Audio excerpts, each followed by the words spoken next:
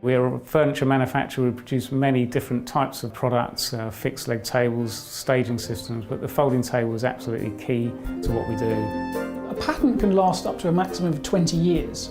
So if you have a successful product which is protected by a patent and that patent is coming to the end of its life, what do you do to maintain your position?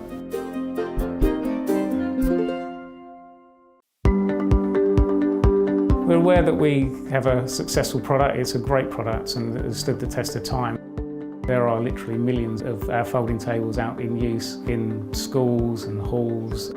So we have to make sure that we protect that innovation and make sure that we are always a step ahead of our competition. So a patent is a monopoly right. If you own a patent for an invention, you're the only person who can use that invention. But that's not great for the rest of us. So patents have a finite life.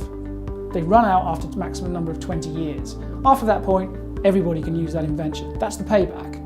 But if you're a business and your patent's coming to an end, then you don't want to be in a position where all of a sudden all your rivals can just openly copy your product. So what you need to do is to innovate. It was essential that customers, when they looked at the Gopak table, they recognised it because it is such a recognisable product. So we had to maintain certain features of the product. We involved an outside design engineer and the team here at Gopak and came up with lots of different concepts and ideas which we put to Jerry, and eventually we identified the best design for the product but also the one that was most likely to achieve a patent for us. What Gopak did is they came up with a particular kind of guide mechanism which prevents the central parts of the leg from going too far apart from one another. And in practice, when you fold the leg back and forth now, it's much smoother than it used to be, it's much easier to fold, and it works absolutely brilliantly.